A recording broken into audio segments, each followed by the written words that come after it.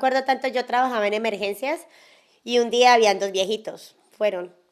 Y el viejito era como que se quejaba del dolor y uno ahí como que, sí, tienes que sentarte a esperar, no, pero tienes que esperar porque uno se vuelve así, lamentablemente. O sea, ellos tocan un timbre y cuando tú escuchas ese timbre, o sea, si tú estás bañando a un paciente, déjalo, porque tú tienes que ir a atender porque es vida o muerte. Es un paciente que llegó o baleado, apuñaleado.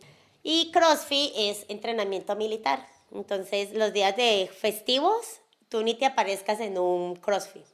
El día que ustedes fueron fue mala idea porque era un festivo, era Thanksgiving. Y recuerdo tanto que la primera vez que yo fui era como un Memorial Day, algo así.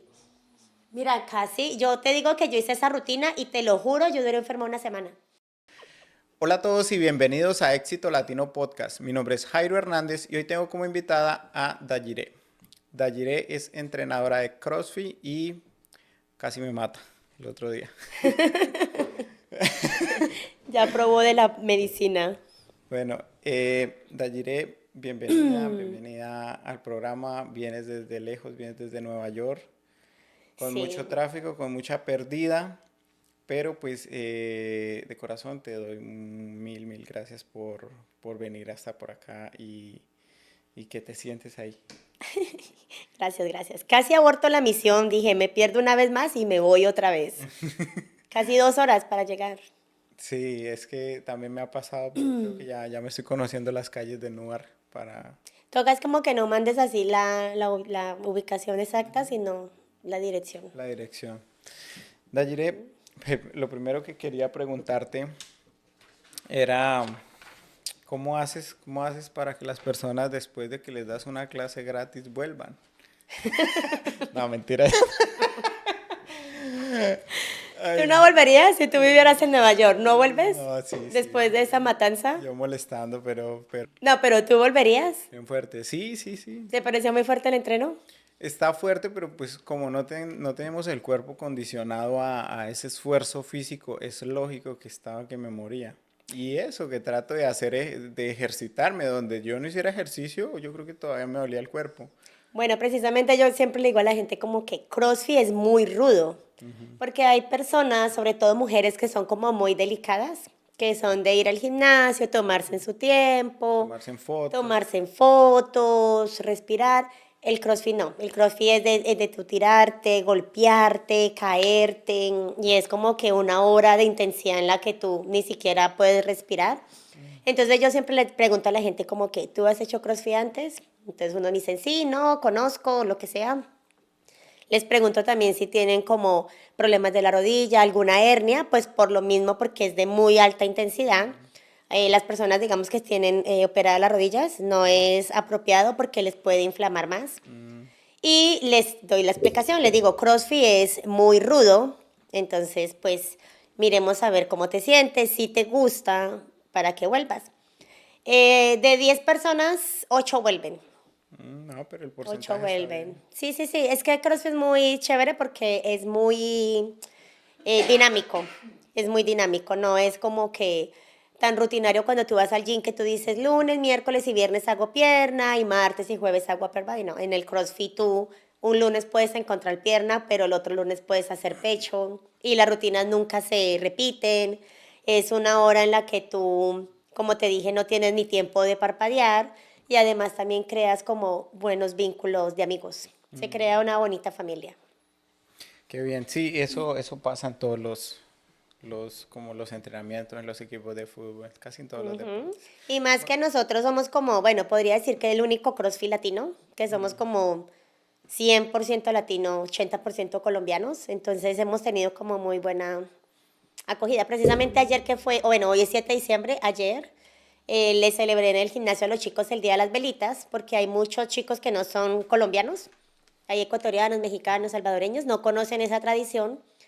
Entonces decían como que, bueno, ¿y esa velita qué? ¿Y por qué en un gimnasio están comiendo buñuelo? Entonces ayer fue un chico nuevo y decía como que hoy es mi primer día y me están dando buñuelo y que entonces le explicamos como que bueno, en Colombia celebran esto, la idea es que prendas la velita con una intención o un agradecimiento y pues les damos a probar como los platos típicos. Entonces, varios chicos que son de otros países ya me estaban diciendo como que, hey Santi, no nos vas a hacer lo de las velitas porque ya les gusta como el ambiente La pues dinámica. latino y esto. Ujú.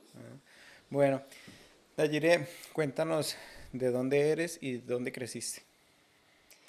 Bueno, yo soy de Colombia, soy de Cali, Cali Valle. Me crié en Cali y en Colombia. Eh, ¿Qué más te cuento? ¿Todo? No, pues sí, cuéntanos tu historia, lo que... Ok. Soy madre soltera, tengo un hijo de 14 años. En Colombia era enfermera. Me vine hace 10 años para este país, precisamente porque en Colombia la situación es bien difícil y a mí me pagaban cada 3 meses un sueldo. Entonces siempre estaba como en el círculo de la rata, lo que me mostraste ahora, pagando las deudas y me volvían a pagar y volvía y pagaba y entonces siempre estaba como en ese círculo vicioso. Y una prima se vino para acá, me dijo, hey, vente que está fácil, saqué la visa con mi hijo, me dieron la visa con mucha facilidad y pues me vine para acá. Aquí llegué, empecé a trabajar en lo que fuera, restaurantes, barras, aseando, cuidando niños. Pero una pregunta, cuando tú fuiste enfermera, y eso para mí bueno, el tema de la salud es algo que, como hablamos ahorita, es bien delicado porque pues quizás uno, pues las personas que trabajan de cerca con los pacientes y a veces fallecen y a veces es algo como emocionalmente fuerte, ¿no? También. Pues mira Y que lo que pasa con eso es que uno ya se vuelve insensible con ese tema. Cuando tú estás como tanto con personas que se quejan del dolor, ver como tanta gente que fallece, uno lamentablemente se vuelve insensible. Ya uno como que, bueno, le duele. Yo me acuerdo tanto, yo trabajaba en emergencias y un día habían dos viejitos, fueron. Y el viejito era como que él se quejaba del dolor y uno ahí como que, sí, tienes que sentarte a esperar, no, pero tienes que esperar porque uno se vuelve así, lamentablemente.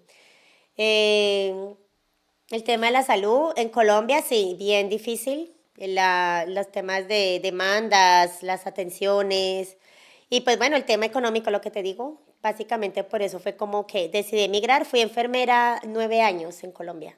y digamos, ¿dónde está esa línea de lo que yo creo que debo hacer y lo que me permite el sistema hacer? Lo que pasa es que con esos temas es muy complejo por el tema de las demandas. Volvemos a lo mismo. Por ejemplo, hay un caso, recuerdo un día yo estaba en sala de partos y la doctora no sabía de ella y cuando ella fue a sacar la bebé, ella no la giró, porque cuando la cabeza del bebé sale, uno lo gira para sacarlo. Ella no giró a la bebé y a la bebé le fracturó la clavícula. Entonces, pues, ¿uno qué debe hacer? Uno debería informar. Pero, o sea, para fracturarle la clavícula tuvo que haberla jalado muy fuerte. No la giró, o sea, no la giró para sacarla, sino que la sacó así y le fracturó la clavícula al bebé. Entonces nosotros deberíamos de haber informado en ese momento de lo que pasó. Nosotros pues nos quedamos callada porque la doctora dijo, todos estamos aquí, nos van a reprender a todos, bla, bla, bla, bla, bla. Y la bebé supuestamente dijeron que había nacido así y la bebé terminó con yeso, con una férula por la fractura. Entonces, en esos temas sí, más por todo ese tema de las demandas que te digo. Wow. Entonces sí es Y esto es común, esa negligencia a veces de humana. mucho. Nosotros vimos muchos pacientes que murieron por negligencia médica. También recuerdo una niña, íbamos en la ambulancia desde Tuluá para Cali porque la niña tenía dengue hemorrágico y a la niña no le hicieron o sea, le tomaban los exámenes de sangre y nunca le hicieron el previo tratamiento y la niña falleció del dengue hemorrágico que le dio. Entonces, todo eso es por culpa de mala práctica médica o de médicos que, que no son buenos, que no estudian. Y así muchos otros casos. Wow. ¿Y alguna vez tuviste que asistir de emergencia a algún familiar directo? Familiar, no, no, no. Yo trabajaba en un hospital, en una clínica muy grande que acogía a todos los pacientes como de las ciudades aleatorias. Y yo tengo un primo que quiero mucho y mi primo es muy loco. Y siempre que a mí me tocaba en emergencias y a mí me encantaba cuando llamaban código azul, que es eso cuando tú tienes que dejar de hacer lo que estás haciendo y correr porque es vida o muerte. Y Código siempre, azul. sí, o sea, ellos tocan un timbre y cuando tú escuchas ese timbre, o sea, si tú estás bañando a un paciente, déjalo, porque tú tienes que ir a atender porque es vida o muerte. Es un paciente que llegó o baleado, apuñaleado, con los sesos afuera del cerebro, o sea, cosas de vida o muerte. Y yo siempre que llegaba ahí y abría la cortina de la sala de reanimación, yo decía Esperando que que no. no sea mi primo. Precisamente porque con una compañera nos pasó y cuando el muchacho le habían pegado un tiro en la cabeza y a él literal se le salió un ojo, como en una caricatura. Ya yo nunca jamás había visto eso en mi vida. No era como que el ojo se desprendió, no era un tubo. Y nosotros éramos atendiéndolo y ella no había reconocido que era su primo. Cuando nosotras salimos a buscar a los familiares del paciente, ella se da cuenta que era su primo porque el tío estaba afuera. Y mi compañera se desplomó, se desmayó. Entonces sí era bastante fuerte porque mi primo, como te digo, era bien loco y yo siempre como que decía, ojalá no sea mi primo. Siempre lo que pensaba era eso. Y digamos, cuando pasa eso, ¿cómo es el procedimiento? Digamos, no creo No, que yo eso. creo que uno no lo puede atender, o sea, es como tanto el Pero shock. no, o sea, digamos, sí, emocionalmente quizás no pueda, pero hay un protocolo que dice, usted por ser familiar. Oh, sí, sí, sí. O sea, digamos, mi abuelito se enfermaba, entonces yo lo hacía entrar, le pido el favor al médico, como que uno los ayudaba para que se evitara el triaje, la fila y todas Ajá, esas cosas. ajá. O sea, así como que sí tenían preferencia. Ya, Y ya tú lo atendías primero, lo ponías en una buena camilla o lo que fuera. y digamos, ¿crees que pueda hacer algo diferente con, con un familiar? O sea, digamos que se salte alguna regla o algo atendiéndolo. Sí. O sea, digamos, un, Supongamos un ejemplo que llegas tú con dolor abdominal. ajá. Y entonces uno dice, no, hoy le podemos poner una buscapina y le va a quitar el dolor. Pero si tú fueras mi amigo, yo, hey, te voy a poner la buscapina en lo que el médico, o uno verbalmente va donde el médico y le dice, mi amigo vino, le está doliendo eso, tiene estos síntomas, y él me dice, ok, ponle una buscapina y yo ahorita lo veo y se la formulo. Y entonces tú vas a la farmacia, pides prestado el medicamento y le pones. Y ya el médico luego viene, te valora, te manda la buscapina y ya. Pero si viene tu esposa, que yo no la conozco, y tu esposa se puede retorcer del dolor y no le pueden poner nada hasta que el médico no la valore. Autorice. Ok. Ujú. Y ya pues en Colombia tú sabes que eso es por el triaje, que dependiendo de la gravedad es como te atienden, a veces tú te amaneces en una sala de emergencias esperando. ¿Qué es lo más fuerte que tuviste que vivir? Si en emergencias llegan los accidentados, los baleados, ¿qué es lo más fuerte que te marcó? Ver morir a un bebé, eso es fuertísimo. ¿Qué ¿Por te qué digo? murió? Bueno, murieron dos. Uno murió porque llegó ahogado. Un niño tenía como 2 añitos, murió ahogado. Se cayó en la piscina y cuando lo llevaron a la clínica ya estaba muerto. Y el otro, no supimos qué pasó, pues era una historia como toda reforzada ahí de su abuela. Según ella lo había sacado disque al centro a solearse y el niño llegó infartado, un bebé recién nacido. Entonces, como que lo más fuerte ha sido eso, como tú darle reanimación a un bebé porque solamente uno es con los dos deditos, es como muy frustrante, o sea, es como que le quiebra el alma a todos.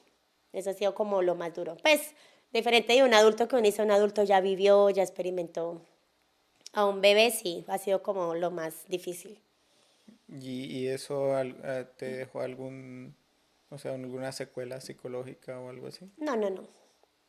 No, cuando tú trabajas en eso siempre te están como chequeando y haciendo controles de eso, pero no. No, no, no. Lo que te decía ahorita, uno se vuelve a la final muy insensible. Ya como que... Y ver cómo a veces las vidas se van y pues que llegó el final del camino, eso te ha hecho pensar como en tu vida, pensar como en tu La momento. cosa es que uno como humano, o sea, en el momento no le pega.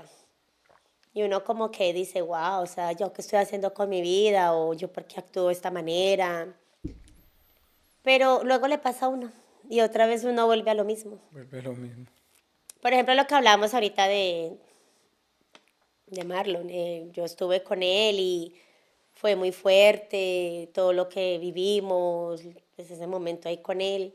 Le pone a uno a pensar muchas cosas, a veces uno aquí en este país, uno está estresado, de mal genio, yo no disfruto a mi hijo por estar trabajando, uno no es feliz, ¿entiendes? Y entonces en ese momento uno es como que míralo a él con tantas ganas de vivir y en el momento uno como que se da duro, garrote, pero luego como que otra vez todo se le vuelve a uno paisaje, ya otra vez bueno lo mismo, cuando llego a la casa el niño dormido y ya, Volvemos a lo mismo. y volvemos a lo mismo.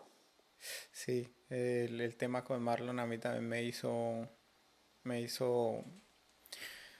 pues, Se replantear, ujú. cuestionarme muchas cosas, porque digamos, a veces uno se preocupa y se afana, el día no para, y digamos, a veces unos están preocupados por trabajo y otros están preocupados por vivir. Recuerdo tanto algo que me marcó de Marlon, que era muchas veces cuestionamos el trabajo. Es que tengo que ir a trabajar, es que tengo que hacer eso, es que tengo que hacer lo otro. Y él me dijo, eh, me gustaría volver a hacer ejercicio y volver a poder trabajar, me decía. Yo quiero poder trabajar, quiero ser útil. Entonces, recuerdo que cuando me dijo eso, me dejó pensando, porque, y él ni siquiera se dio cuenta.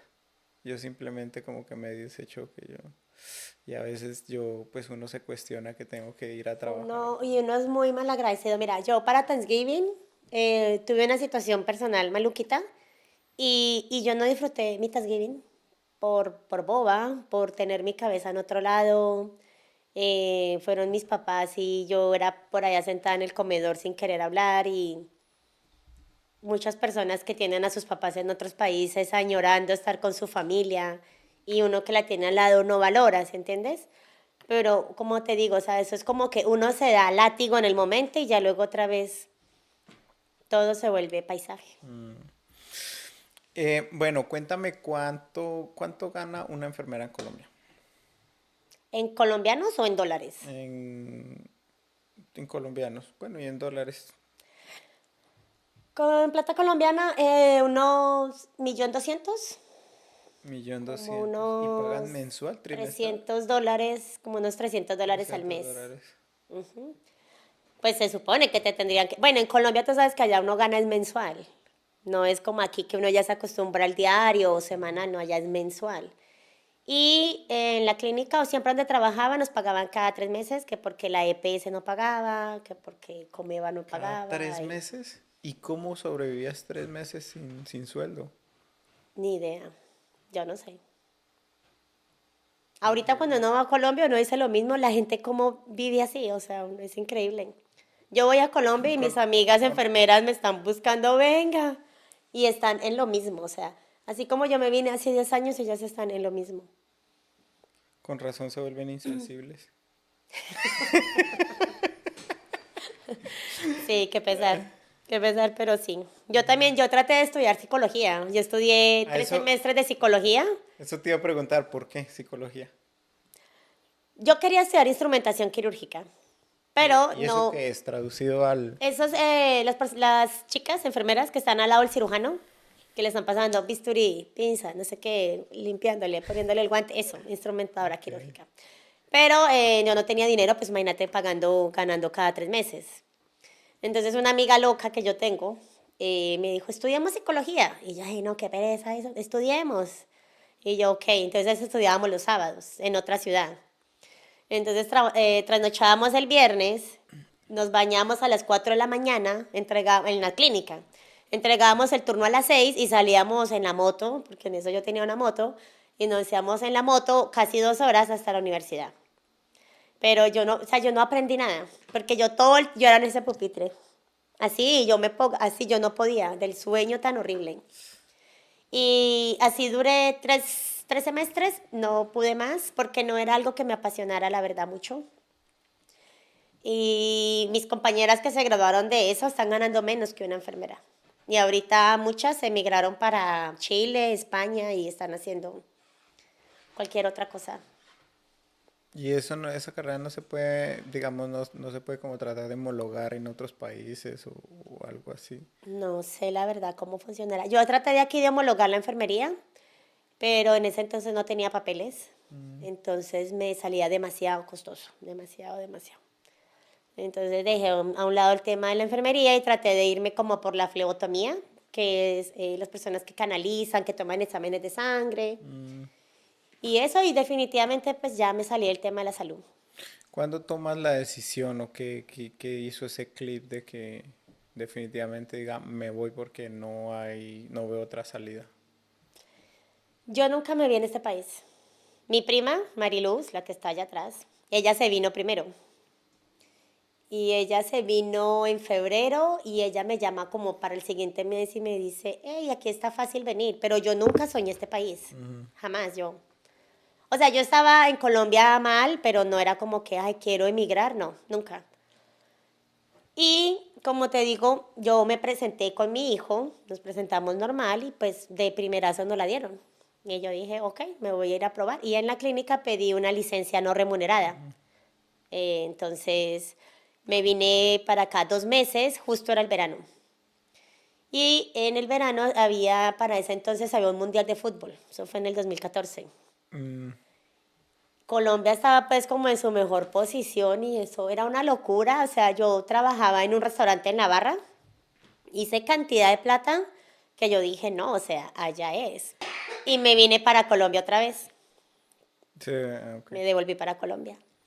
Y ya renuncié a la clínica, hablé con el papá de mi hijo porque nosotros pues estábamos separados y le dije como que yo me voy a ir a Estados Unidos un tiempo sola a organizarme y luego me llevo al niño y él decidió firmarme el permiso y en verdad, en diciembre del 2014 me vine del todo para Estados Unidos. Tomé la decisión. ¿Cuál fue el primer trabajo que tuviste acá? El primer trabajo que tuve fue en un restaurante súper malo, se llamaba Sal, imagínate. Salado. Salado, son malísimo. Ahí estuve un tiempecito, luego conseguí trabajo en un restaurante colombiano ¿Qué hacía? y ¿Eras mesera? era mesera, sí. Pero también las propinas eran malísimas, pero malísimas. O sea, tú atendías un party de 30 personas y te daban $3. Entonces me agarré con el manager y terminé en la Roosevelt. ¿Tú no conoces la Roosevelt? Sí, sí, la he escuchado, no sé. Bueno, lo que pasa es que en New York hay una calle muy feita que se llama la Roosevelt y eso está lleno de bares. Ok. Y esa calle es pesada porque eso está lleno de mexicanos, ecuatorianos y gente que toma. Ok, el ambiente El es ambiente es tenso. súper pesado, sí. No, y afuera también. O sea, ahorita ya han limpiado un poco, pero eso ahí robaban y habían un montón de prostíbulos escondidos y todo eso. Sí, hace poco que vi el documental que hicieron a Donald Trump, miré o sea, Nueva York estaba horrible, o sea, basura, todo. No, y la Roosevelt ahora la limpiaron. A mi prima la han tratado de robar como 2 veces en la Roosevelt, Sí. en el día. O sea, ahorita la han limpiado un poco, todos esos lugares que te digo de chicas, chicas, los han desmantelado, es unas chinitas que se paraban también afuera, no sé si has visto Yo que los he dicen visto en massage, videos, sí. massage, también todo eso lo levantaron. Y bueno, yo trabajaba en un bar de esos, pero adentro, yo era la que daba la cerveza, no sé qué, pero pues esos lugares también pesaditos, Pero ahí sí hacías dinero, sí, ahí sí. mucho dinero. En esos bares se hace mucho, mucho dinero, es que tú te hacías en una noche $1,000. ¿Y será que me reciben la hoja de vida? Si voy a hacer minifalda, sí. Ahorita no sé cómo será eso, pero el ambiente es muy pesado y la energía también, o sea, tú te Sí. ibas, sí.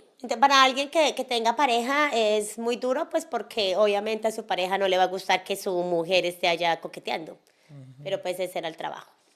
Bueno, trabajé en eso, no me sentía orgullosa de ese trabajo, no me gustaba, pero en eso pude conseguir un lugar donde vivir y ahí mandé a traer a mi niño. Mm, Des- Siempre has vivido en Nueva York. Siempre. Yo siempre he vivido en Queens, Nueva York. Llegué a Queens, ahí me quedé. Y después de eso, trabajé de babysitter. Estuve cuidando también bebés. Y ahí ganaban menos, digamos, ¿por qué tomas esa decisión de... Porque es que el dinero no es felicidad a veces. O sea, eso era estar tomando, estar trasnochando. O a veces tú tenías problemas y tú no querías hablar y tenías que ir a hablarle a otro hombre ahí que a ti, ¿qué te importa?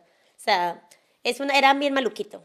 Entonces, como que más bien decidí salirme de ese mundo y conseguí trabajo cuidando bebés. Y de Mm, ahí llegó la pandemia, la bendita pandemia para muchos. En la pandemia, pues todos estábamos encerrados. Bueno, yo en Colombia hacía ejercicio, yo no conocía CrossFit. Eh, pero antes de eso, ¿ustedes ya habían tenido un negocio? ¿O ya habías tenido un negocio acá? ¿Cómo haces tu primer negocio? ¿Cómo no, tienen? mi esposo en ese entonces, colombiano también, él tenía un socio y montaron un restaurante que se llamaba El Mordisco. Estaba ubicado sobre la Roosevelt. Y por la mala administración, el negocio quebró. ¿Tú te has visto un documental en Netflix que está que se llama Inventando a Ana? Que es de No. una ladrona profesional que robó en Manhattan. Sí, pero es una película, creo No, que. eso es real. Y la ¿Inventando Ana? chica, ¿Cómo es? Inventando a Ana. La chica es rusa. Eso es real. Que es como con lo de las apuestas y eso. No. Que ella dice que es heredera de una fortuna. Sí he visto algo, pero no me he visto la serie. Voy a buscarla, me la voy a ver. Es muy buena y es real. Y ella estafa a grande gente en Manhattan y eso fue real. Y ella estafó hasta el Chase, al Banco de América, todo eso. Sí, sí, Con sí. la mentira de que ella, Era de la realeza, algo así. tenía una herencia. Pues a nosotros nos llegó al restaurante esa versión, pero de hombre. La misma historia. Nos llegó un viejito dominicano, como si estuviera enfermito, el viejito. Llegó así todo chiquitico, flaquito, y llegó diciendo que él tenía una herencia porque sus padres habían fallecido en las Torres Gemelas. Y mi esposo, en ese entonces, él nunca corroboró, venga, cómo se llaman sus papás, porque hay una lista oficial de las personas que fallecieron Sí, de las Torres Gemelas. de las Torres Gemelas. Y él nunca preguntó eso y él le creyó al viejito. El caso es que el viejito decía que, un ejemplo, él viene acá a tu casa y te dice, mira, Jairo, yo te voy a rentar tu negocio de hamburguesas. Te voy a dar al mes 5.000. Y yo me quedo vendiendo las hamburguesas y yo me gano lo que haga de las hamburguesas. Así era lo mismo. Entonces él llegó con este negocio a mi esposo, le dijo, te voy a dar al mes 25.000 y yo me quedo al cargo del negocio. La corte va a venir, la corte va a mirar el negocio, va a mirar que si esté al día y la corte es la que te va a pagar a ti. Y a mi esposo pues se le abrieron los ojos, dijo, no, pues La nos hice. llegó Papá Noel y él le entregó todo el poder del negocio al viejito. Eso fue para diciembre. Pues te cuento que el viejito hizo y deshizo en el restaurante. En ese entonces teníamos 2 cocineros, un ayudante. Él metió 4 cocineros, 5 ayudantes. O sea, estaban ustedes en el negocio y llega este señor, les dice, les plantea lo que me acabas de contar y simplemente les soltaron el negocio. Mi esposo. Porque en ese entonces yo estaba aburrida porque el negocio no estaba bien y yo tenía que sacar de mi dinero para pagarle a los empleados. Entonces yo le digo a mi esposo, mira, yo ya me salgo de acá, no quiero más saber del mordisco y yo me voy en noviembre. Para diciembre llega el viejito. Y yo miraba por las cámaras y yo un día veo que en el restaurante había un árbol súper grande, estaba todo el salón decorado de Navidad. Y yo le digo a él, ¿pero qué pasó?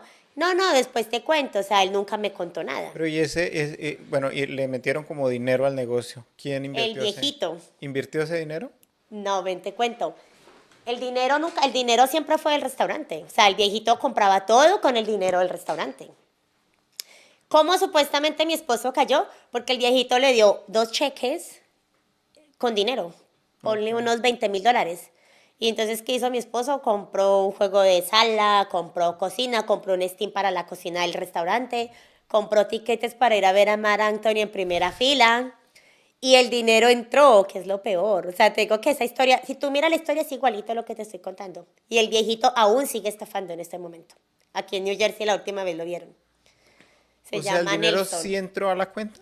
El dinero entró y él pagó tiquetes, compró todo para la casa, todo. Al mes lo llamaron del banco que ese dinero había rebotado Oh, el cheque rebote. y todo eso se lo cobraron a mi esposo. O sea, tenía ahorita más la deuda de $20,000 más. Guau. El caso fue que eso duró como 2 meses. Y no sé qué pasó, a mi esposo le empezó como a, bueno, a ese esposo, ya se le empezó como a alumbrar el bombillo y empezó a investigar. Y resulta que este señor venía robando desde el Bronx, había tumbado, había estafado una discoteca. ¿Y él cómo obtenía la ganancia este señor? No, él solamente era de lo que podían agarrar en el momento. Ah, ok. O sea, él viene acá y te vende 10 hamburguesas y se cogía el Y dinero. eso era lo que recogía. Lo que recogían esos 2 meses y ya tenía. Exactamente. Entonces, cuando mi ex esposo logra hablar con los de la discoteca le dicen, no, este nos robó durante tantos meses. La cosa es que aquí no nos dábamos cuenta porque era un lugar tan grande que nunca veíamos el hueco. Robó ese lugar, robó, en el momento que nos estaba estafando a nosotros, estaba estafando un salón de belleza también en la Norton Boulevard.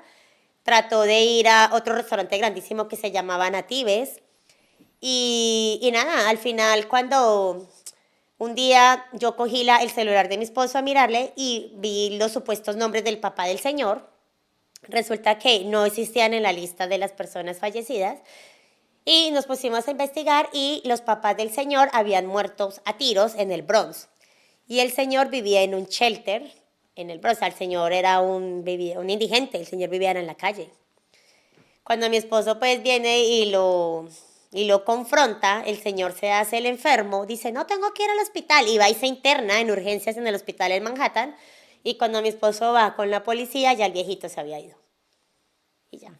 Al tiempo, un chico que lavaba platos en el restaurante nos llama y nos dice, mira, vimos a Nelson en un restaurante en New Jersey que se llama Leños y Carbón, estafando también. ¿No has escuchado Leños y Carbón acá? No.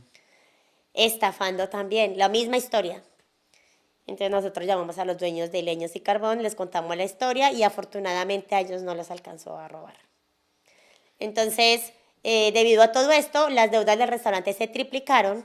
Él había metido a la cocina a personas muy peligrosas, unos mexicanos, y como nunca les pagó, porque él les decía, no, usted le tiene que pagar, era Girseo, que era mi ex esposo, pues mi ex esposo nunca les pagó, y esta gente lo que hizo fue que robó el restaurante.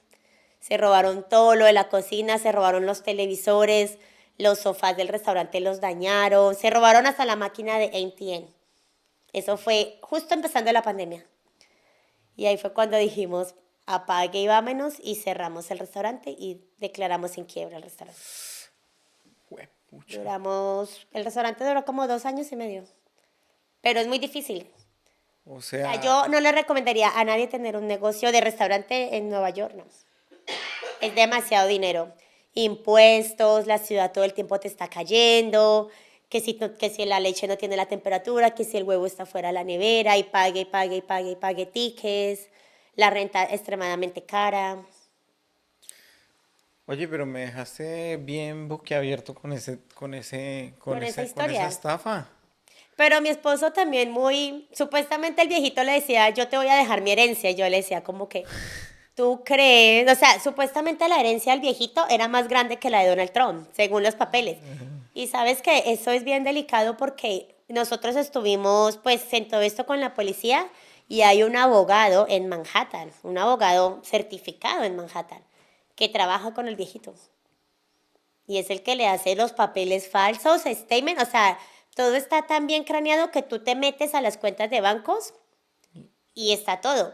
Oh, y otra cosa importante, imagínate que el señor se llamaba Nelson Torres, se llama Nelson Torres. Y en la corte sí existe un caso de un Nelson, ay, ya no me acuerdo el apellido de este señor, de un Nelson X, sí existe un caso. Entonces, ¿qué hace este señor? Se casa porque el señor era gay. Se casa con otro hombre de ese apellido, adopta el apellido de casado, y entonces cuando la gente le reclamaba, bueno, pero es que tú no tienes ninguna herencia en ninguna corte, él llevaba a la gente a la corte y le mostraba el tal Nelson, pero de otra herencia. Y la herencia que tenía esta otra persona era de un edificio que había heredado de su papá. Nunca de herencias de Torres Gemelas. Y así era el modo de él robar. Y Oye, te pero, mostraba statement del banco con cantidades de dinero y cuando te daba el cheque, te digo, el cheque pasaba, pero luego al mes te rebotaba. rebotaba. Pero, y si la gente como, o sea, hay que pensar para hacer una cosa así, ¿por qué no utilizan eso para hacer? No, y ese viejito, tú lo vieras, ese señor es una mente maestra.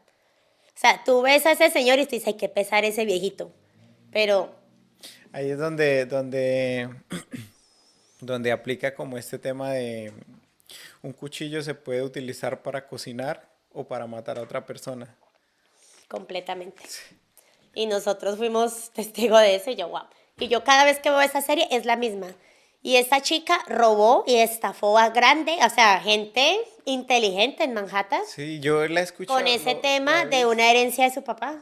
Yo la he visto, no recuerdo en dónde si compró joyas, se fue de viaje con amigas. Y Visa, y, o sea, la vieja se codeaba de los mejores y todo el tiempo ella decía que era una herencia de su papá. Sí, sí, yo creo que la vi. Y esa historia es real y a nosotros nos tocó, pero en versión masculina. Talliré, ¿qué hacías en la pandemia? Me dices que ahí cerraste y ¿qué empezaste a hacer en la pandemia? En la pandemia no hacíamos nada. Yo compré un remo, la máquina, el remo, el row. Ah, el de la...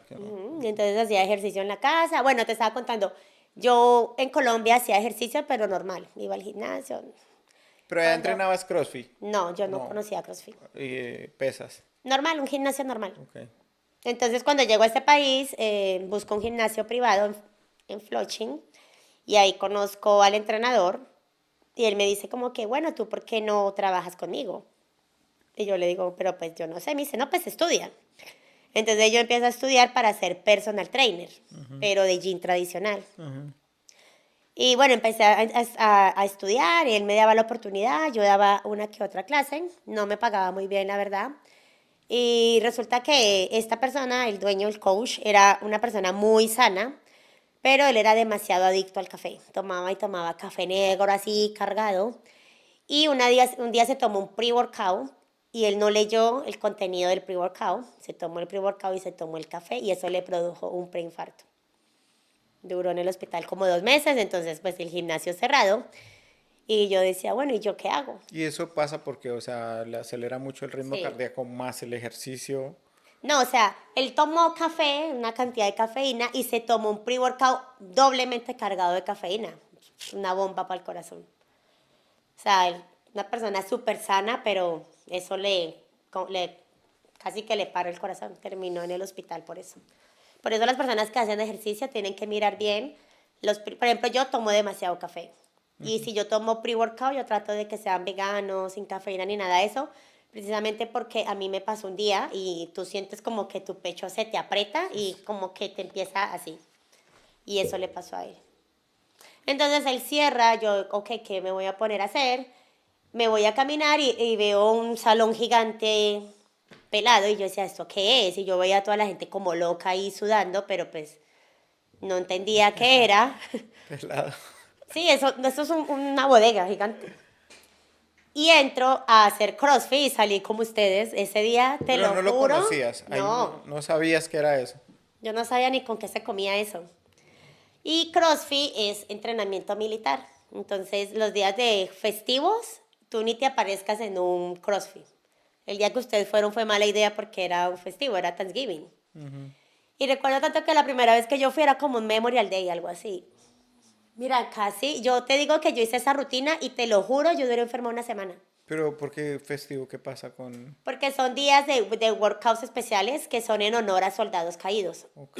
Lo que pasa es que, vuelvo y te digo, CrossFit es entrenamiento militar. Entonces, los entrenamientos de CrossFit están basados y son como otorgados a soldados que mueren en guerra. Oh. Entonces, decir, ok, el workout de hoy se va a llamar Jairo y consta de 10 rondas. Correr 500 metros, hacer 50 sentadillas, o sea, una locura. Y ese día era Memorial Day, el Día de los Veteranos, y hay un workout especial que se llama Morph. Y eso te toca correr con un chaleco puesto, hacer 100 pull-ups, 200 flexiones de pecho, 300 sentadillas. O sea, eso es una cosa y yo jamás había hecho eso. Yo duré una semana enferma, te lo digo enferma. Yo no me podía parar de la cama. Parecía un pollito mojado. Y decidí volver. Y seguí en CrossFit. Resulta que llegó la pandemia, y todos estábamos encerrados y ya nos habían dado permiso de salir a la calle. Entonces yo vivía cerca de un parque y una amiguita gordita había entrado a un reto de Herbalife y me dice como que, hey chama, acompáñame a hacer ejercicio que si bajo no sé cuántas libras me gano $5,000. Y yo le digo, bueno, pues igual no había nada que hacer, le dije, vámonos. Y nos fuimos para el parque a correr, a Pero, hacer... un stop. ¿Cómo pagaban la renta? ¿Cómo vivían en...? No, en esos meses no nos cobraban la renta. Ah, no Todo, lo todo saben. estaba como ¿Todos estaban stop? frisado, sí. Y tú ibas a la calle y en los restaurantes te daban comida, o sea, como que empacaban bolsitas de comida, una librita de arroz, de frijol, un poquito de café. ¿Tú no estabas en la pandemia? No, yo estaba en Colombia. Ok, no, aquí todo era como frisado. Y tú literal salías a la calle y a ti te daba miedo respirar, o sea, era como que las noticias en verdad te enfermaban tanto. Y tú ibas a la calle, entonces decían, ok, en tal restaurante les van a dar comida. Y entonces era la fila de gente y te entregaban una bolsita de comida, atunes, cosas así, perecederas. Wow. Bueno, perdón, Bueno, continúa. y otras personas también que tenían pues documentos les daban el auxilio, Ah, ok. les daban a muchos el dinero. Y bueno, entonces me voy yo con mi amiga al parque, empezamos a correr, a hacer jumping jazz y eso, y en eso se me pegan como 4 amigos más, entonces ya éramos 5 en el parque como locos. Y pasó como 20 días y entre todos me dan como $100. Me lo metieron en un sobrecito, como que miran, agradecimiento. Entonces yo con esos $100 lo que hice fue comprar unas cuerdas para saltar, comprar unas pelotas. Y bueno, la gente pasaba por el parque porque pues ya como que nos habían dado permiso de salir y la gente como que, ay, yo me puedo unir a ustedes. Entonces éramos como que todo el mundo haciendo ejercicios, pero pues nada, pues como con material porque no teníamos. Entonces la gente me regalaba $1, $2. Y con eso que yo empezaba a ahorrar, entonces empecé a comprar que una mancuerna, que una barra. Yo no sabía manejar carro. Y me acuerdo que entonces yo me echaba en un morral todas esas mancuernas pesadísimas y me tocaba caminar como 6 bloques. Y en eso un amigo me decía, coge mi carro. Y yo, no sé manejar, cógelo. ¿Tú sabes cuántos carros yo rayé en ese parque? Ay, Horrible, yo no. Un día me tocó dejar parqueado el carro 2 días porque rayé otro carro tan horrible que la dueña se quedó ahí parada esperando que llegara el dueño del carro. Me tocó dejarlo parqueado ahí 2 días con todas las mancuernas y todo. Y bueno, entonces ya yo ya tenía más gente, yo daba clases desde las 5 de la mañana en el parque y lo mismo cada hora, de 5 a 6, de 6 a 7, pero pues ponle que a las 5 tenía 2 personas, a las 6 tenía 3 y así. Y daba clases hasta la 1 de la tarde en el parque y volvía al parque a las 6 de la tarde. Y todo el día era en el parque. Y aparte de eso, yo seguía cuidando el bebé. Entonces yo cuidaba al bebé 3 días a la semana. Entonces esos 3 días yo no daba clases en la mañana, sino en la tarde en el parque. Y yo ya iba como adquiriendo más cositas y ya la gente no me daba de $1, sino que me daba 50, lo que fuera. Y de ahí llegó el frío. Entonces, a mí la gente me conoce por Santis. Santis es el nombre de mi hijo. Entonces, como que, hey, ¿qué vamos a hacer? ¿Dónde vamos a entrenar? Y yo tomo la decisión de rentar un garaje chiquitico, donde cabe un carro. Y este garaje me lo rentaron en 1,500. Súper pequeñito, o sea, no cabíamos como 4 personas. Y yo rento este lugar, pero como este lugar no estaba acondicionado para vivir, hacía demasiado frío. Entonces ahí duramos como 3 meses, hasta enero. Y un día el súper, donde yo vivo ahora mismo, fue a cobrarme la renta a este garaje. Y me dice, bueno, pero tú, ¿por qué pagas tanto aquí? Pues yo te rento mi garaje del edificio, porque vivimos en un edificio. Y yo fui a ver el basement, era más grandecito, me cobraba como $500 más. Lo único era que no tenía baño. Y yo le dije, bueno, está bien. Y me mudé para ese basement.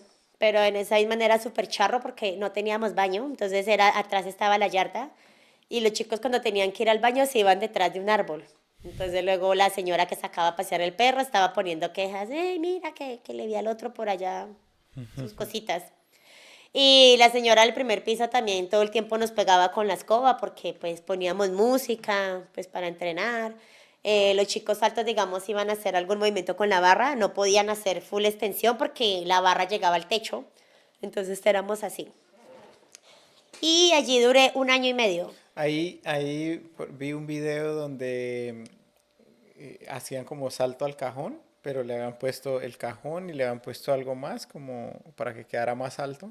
Pero ¿en dónde? ¿Dónde estoy ahorita? No, en el otro, porque el chico brincaba y no se podía parar, sino se quedaba agachado en el techo. Ay, sí, Yo horrible. decía, Yo no sé cómo duré tanto ahí. Era horrible. O sea, digamos, una persona alta tenía que hacer así, no podía hacer los ejercicios completamente. Y había muchos otros que yo no podía hacer porque pues el lugar no nos daba la... pero ahí está el compromiso de cuando uno quiere hacer las cosas. Sí, no. Y entonces llega un punto en el que yo digo como que, o sea, o me muevo o pierdo clientes. Y me daba miedo porque pues yo ahí estaba tranquila, yo ¿Y no cómo? pagaba impuestos. Ah, ok. ¿Y cómo cobrabas ya pagando renta? ¿Cómo Ya les cobraba un sueldo, una mensualidad una fija. mensualidad? ¿Y cuánto valía esa inscripción en ese? Era como 130 al mes. 130 al mes. Ujú. Y lo mismo, yo daba clases desde las 5 de la mañana hasta las 11 y daba clases desde las 4 hasta las 8, todos los ¿Y días. ahí ya con las personas que tenías te daba para pagar la renta o Sí, sí, sí. salían a ras o No, no, no, no, sí me daba. sí? Me daba y yo ya renuncié a mi trabajo y yo ya estaba de lleno solamente en este lugar. Decido ir a México, me certifico como coach de CrossFit porque no es lo mismo tú ser personal trainer de un gym a ser personal trainer de un CrossFit, ¿sabes? Son cosas muy diferentes. Entonces voy a México, me certifico como profesora de CrossFit y llego otra vez y lo vuelvo y te digo como que, ok, necesito moverme porque estoy perdiendo clientes, pero me daba miedo porque ya era como pagar impuestos, como estar a la mira de la ciudad, que yo ahí estaba escondida. Sí. Y empiezo pues a buscar lugares y era bien difícil porque yo no tenía experiencia en lugares comerciales. O sea, es muy diferente que tú pagues la renta de una casa a que tú pagues renta en un lugar comercial. Entonces los taxes que me pedían eran súper altos, pedían mucho dinero. Para poderte rentar te pedían que tuvieras ingresos de taxi o cómo. Sí, me pedían impuestos muy altos, de más de $100,000 Ah, para poderme haber rentar. reportado más de Ujú, 100.000 dólares. taxes, exactamente.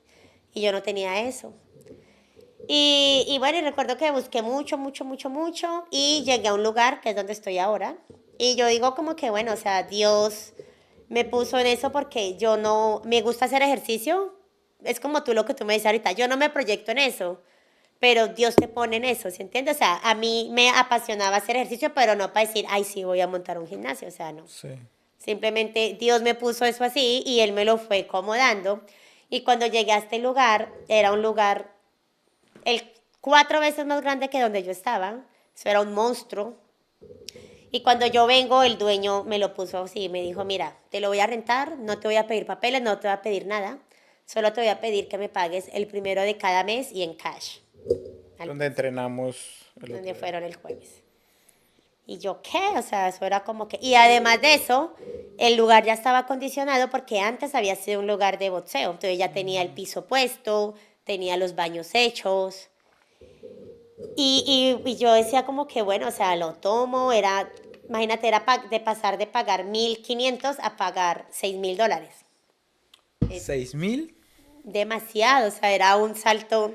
Y yo buscaba un lugar grande, pero no tan grande, ¿sí entiendes? Sí. Y entonces yo como que lo hago y en eso pues como el Y, poder y de her- y- y decisión. herramientas tenías, porque para llenar un lugar también Y ahí te pesa. digo, el poder de decisión porque en ese entonces mi ex esposo me decía, no, no lo hagas, no es momento. Y yo como que, o sea, no, o sea, tengo que hacerlo. Yo tengo algo muy bueno, es que yo soy muy arriesgada. A veces es bueno porque pues yo me aviento. En otras veces es como que uno debería pensar, yo no. O sea, yo me dice, tírese para allá, yo me tiro. Y ya luego allá es cuando ya pienso. ¿Y ahora qué hago? Sí, pero yo soy así, o sea, yo soy de acción. Bueno, y digamos para esa inversión que tú tenías ahorros, de pediste Nada. prestado, ¿qué hiciste? Entonces yo llego, ok, tomo la decisión y le digo al señor, listo. Y entré, me tocó pagar 3 rentas. Y lo que tú dices, o sea, imagínate yo pasar, 18.000 me tocó pagar 20.000 en ese entonces. solo para entrar, que te rentaran el lugar. Y tú pregúntame dónde saqué la plata, yo no sé. Y no te puedo decir en ese momento la presté porque no recuerdo. Y bueno, lo que tú dices, o sea, llegar a llenar ese lugar. Y no es como que en el gimnasio tú tienes una pesita, una kettlebell, una barra, no. O sea, allá como son clases grupales, tú tienes que tener mucho de cada cosita. Entonces tú tienes que tener 20 barras, 20 máquinas, 20 mancuernas, 20, ¿se entiende? Demasiado. ¿Cómo empecé? De préstamos. Empecé a hacer préstamos en bancos, corporaciones, que a veces yo como no sabía nada de esto, mi ex esposo me influenció mal porque él empezó a hacer préstamos a diferentes cosas. Luego los intereses eran tan altos que yo duré casi 2 años y no bajaban los intereses. O sea, era una locura eso. Y bueno, con préstamos logré llenar el gimnasio. Recuerdo que la primera Navidad, porque yo me mudé en junio, la primera Navidad fue durísima. Porque lo bueno mío era que yo tenía a mis clientes que me seguían del garaje, del parking. Pero aún le faltaba más. O sea, tenía que tener mucha más gente para poder complementar esto. Y en Navidad la gente se pone en modo pereza, el frío, nos vamos de vacaciones. Entonces diciembre fue muy duro. Recuerdo que lloré mucho. Para ese diciembre le revelé a mi hijo que no existía Papá Noel, que no había Niño Dios y que Niño Dios era la mamá y que la mamá no tenía plata para darle regalo. Porque yo estaba, o sea, literal estaba frustradísima. Y el niño me dice, ok, mami, yo ya lo sabía, yo ya te había visto. Y yo, bueno, papi. Y bueno, ese fue un año bastante duro, la verdad. Y bueno, Eso cuando arranca, es que cuando arranca el primer día empieza a correr la renta, es que ya sí. llega el otro y ya llega el otro. No, y te digo, o sea, diciembre y enero, ya ahorita sé cómo se maneja el negocio, entonces ya sé, digamos que desde noviembre empieza a bajar, diciembre es súper malo y enero pues ya la gente otra vez vuelve con su meta fit, que quiero bajar, que quiero no sé qué, entonces otra vez el gimnasio sube y otra vez para el verano vuelve y baja y así. En el verano baja. Sí. En el verano baja. Porque es que la gente, ok, se mata de enero a mayo, junio para el cuerpo torneado. Va y lo muestra en la playa, otra vez se pone en modo engorde y así se la pasa. Volvemos a lo de la rata que me muestraste ahorita, Sí, lo sí, mismo. sí. Pero sí, eso es No, es que de hecho yo para ahorita, para enero, me voy a poner que Metafit no voy a caber por esa puerta. Me toca entrar de de lo lado. gordo. De lo Ay, gordo. no, no. De Sí, lo viga, de lo viga. entonces, bueno, entonces sí, es bien difícil. Y bueno, pues nada, ahí estoy con el Ahí arrancaste. negocio. ¿Cuántos estudiantes tienes? ¿Cuántas personas entrenas ahorita? Yo creo que por ahí, ahora mismo tendré por ahí que unas 120. Lo máximo que he tenido, 160, sí. Oh, bastantes, bastantes. Sí, sí, sí. La mayoría de personas que han llegado al gimnasio no conocen CrossFit. Nunca, nunca en su vida han hecho CrossFit. Entonces, allá llegan y pues han aprendido eso. Lo que te digo, han creado como una amistad. Han salido muchas relaciones de ahí también, buenas y malas. Pero bueno, siempre tratamos como de yo hacerles partícipe de todo. En Halloween hacemos competencia, ellos van disfrazados y compiten, les hacemos fiesta de disfraces, lo que te comentaba que les hicimos el día de las velitas, ahorita el 20 también les voy a hacer una cena navideña, El 20 vamos. pero a entrenar primero. Ella se ríe. Entonces, sí, esa es la comunidad de CrossFit. Y la verdad, pues, ya me dediqué solamente a eso. A veces extraño la enfermería. Si tuviera la oportunidad y la posibilidad y me dirían, vaya. Es más, en la pandemia, acá en Nueva York, pues que acá, allá en Nueva York, estaban buscando voluntarios que fueran enfermeros para que ayudaran porque estaba colapsado el servicio de salud. Y yo tengo una amiga que vive en California, ella también estudió conmigo enfermería y me dice, vámonos, porque si tú te ofrecías como voluntario, lo más probable es que después de eso pudieras seguir trabajando. Y en ese entonces, pues como había que tanto miedo, que el COVID, que te morías, y yo le dije, no, qué miedo en ese hospital, porque en ese entonces el epicentro era el Elmhurst, nosotros Ujú. vivíamos al lado del Elmhurst. Dile, ¿qué tal que uno se muera? Pero si yo tuviera la oportunidad, volvería a retomar la salud. De tomar la salud. Sí. Ahora quiero preguntarte algo que me parece muy curioso de tu historia. Y eso fue la primera pregunta que se me vino a la cabeza cuando decidimos que íbamos a hacer la entrevista. Y es, eh, ¿crees que se necesita dinero para hacer dinero? ¿Para arrancar? Para arrancar, pues no sé O qué sea, tanta o cantidad de sea, dinero, porque te digo que, mira, yo arranqué con dólares, o sea, con un dolarito, que era lo que me daba la gente. Yo creo que más que eso es como la motivación que tengan las personas, o sea, como esas ganas de tú salir adelante, ¿sí entiendes? Porque, como te digo, o sea, a mí no, yo no me veía en esto. No es que yo te dije, ay, sí, tengo $20,000, vamos a... No, o sea, fue como que la gente me dijo, toma ya un dolarito, con $20 compré cuerdas, y eso mismo fue como haciendo el negocio. Por eso yo te decía ahorita, o sea, si tú me preguntas a mí, yo no sé de dónde yo saqué $20,000 para pagar una renta, ni siquiera ahora mismo, porque soy muy mala con la contabilidad y eso está mal porque no tengo como tal decirte, mira, he invertido esto en el negocio, he gastado esto, no, la verdad que no. Pero no te puedo decir ahorita mismo, mira, saqué el dinero de tantos lados, no. Y hay mucho dinero, ese gimnasio tiene más de 100 mil sí, dólares invertido. tienes bastantes materiales. Pero de dónde saqué el dinero, ni idea. Entonces, a lo que tú me respondes, yo creo que es importante, pero es más importante como, ¿cómo sería la palabra? O sea, como La fuerza de voluntad, la consistencia, porque fue consistencia la también que... consistencia, exactamente. Por ejemplo, ahorita ya que tú dices esa palabra, la gente dice, ay, qué rico, ya es dueña de un gimnasio, relajada. Pero la gente no ve que yo me tengo que levantar todos los días a las 4 de la mañana, que yo soy la que lloro y me frustro porque llegó el 1 de mes y no tengo para la renta, que se dañaran las máquinas porque la gente ¡clac! Tira así, yo soy la que tengo que estar pagando. Entonces la gente siempre ve la punta del iceberg, pero no ve el trasfondo. Entonces, pues a lo que tú respondes, yo creo que más que todo es como eso, como la persistencia, o sea, lo que realmente tú quieras como en la vida. Y yo siempre he dicho que yo tengo este negocio, pues gracias a Dios, porque Dios así lo quiso, porque no fue algo que yo busqué. He trabajado día a día por ese gimnasio, sí, pero no era algo que yo dijera, ok, me voy para Estados Unidos y voy a poner un negocio, no. A mí mi familia me dice como que tú con un negocio y en Nueva York, o sea, eso es, porque es muy duro. O sea, tú tener un negocio es pagar impuestos, es responderle que a los bomberos, que al dueño, o sea, es mucha cosa. Y Todo. yo no tengo nada de experiencia en eso, nada de experiencia. Y también ahorita viendo tu juego, también tengo que organizarme con eso de las finanzas porque soy muy desorganizada. No es que despilfarre el dinero, pero no tengo como Métricas. organizado exactamente. No, pues ahí cualquier cosa te puedo ayudar con... Sí, porque no tengo como decir gastos, activos, pasivos, eso no. Ok, si hay una persona que te pide un consejo, una persona que tenga un reto de sobrepeso, ¿cuál sería tu consejo para esa persona? Yo creo que más que eso es como la motivación, porque al gimnasio va mucha gente que va una semana y no vuelve. Y son muy perezosos.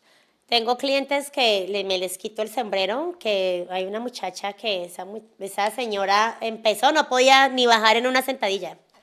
Ahorita ha perdido tanta cantidad de peso y esa señora va todos los días, llueva, truene o relampague, como el dicho. Entonces yo creo que lo primero para las personas es tener disciplina. Es la palabra, disciplina. Disciplina.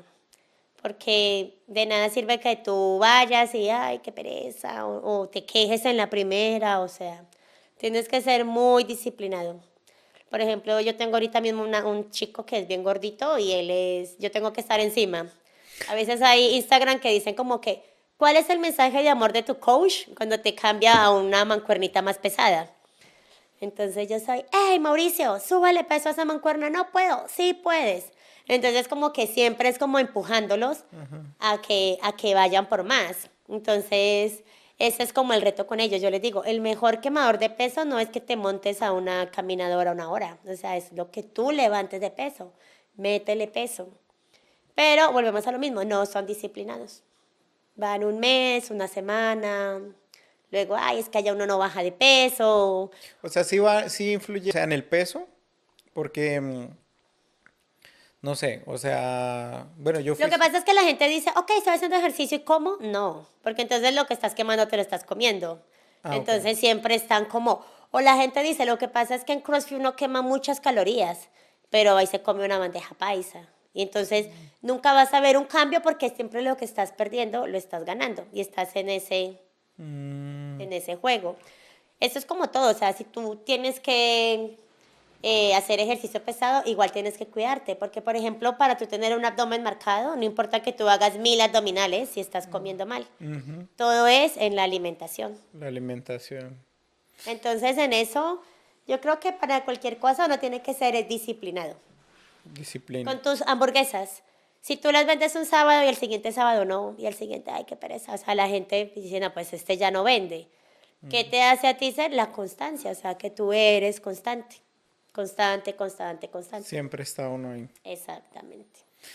Ok, si hoy llegaras, si hoy llegaras otra vez a Estados Unidos, un ejemplo, ejemplo hipotético, en un ejemplo hipotético que llegaras a Estados Unidos, tienes la experiencia que tienes ahora, pero no tienes recursos, ¿qué sería lo primero que empezarías a hacer? Con la experiencia que tengo referente a mí, a lo de la Eh, ejercicios y todo sí, sí, eso, sí, no tienes dinero y necesitas empezar de nuevo. Con el conocimiento que tienes ahora, ¿cómo empezarías?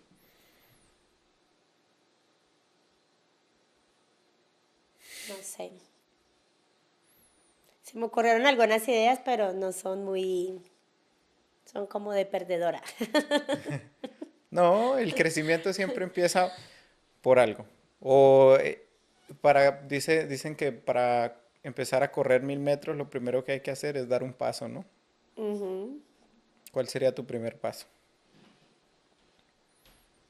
No sé. Tal vez volvería a enseñar en un parque. No, no digo que pedir trabajo en un gimnasio, pues porque ya no me vería como trabajando para otra persona, ¿sí entiendes? Eh, no sé, creo que empezaría otra vez ofreciendo clases en un parque, dando más como diferentes ejercicios, más herramientas, implementando otros ejercicios como los de bootcamp, porque pues en ese entonces yo te digo, yo no sabía nada, No lo sabías. no. Entonces creo que volvería otra vez al inicio, que era coger gente en un parque, así. ¿Qué consejo le darías a un emprendedor? Alguien que va a arrancar un negocio. ¿Qué consejo le daría? Que sea perseverante, vuelvo y te digo, que sea perseverante, que sea disciplinado sobre todo, porque muchas personas empezamos algo y, por ejemplo, yo a veces tiendo a procrastinar, a mí me gusta leer, pero el bendito celular no me deja. Entonces empiezo a leer una página y miro y entonces vuelvo. Entonces pienso que es como lo mismo con las cosas. Si yo en el primer momento porque digamos en el basement a mí se me inundó muchas veces. Y muchas veces lloré y porque cuando llovía todo el agua se encapsulaba en el basement Mm, y se me dañaron muchas máquinas, bolsas de arena. Y muchas veces lloré frustrada, me daba rabia, me daba tristeza, pero pienso que si yo hubiera, "Ay, ¿sabes qué? Apago esto y chao otra vez como pasó en el restaurante, no existiría el negocio.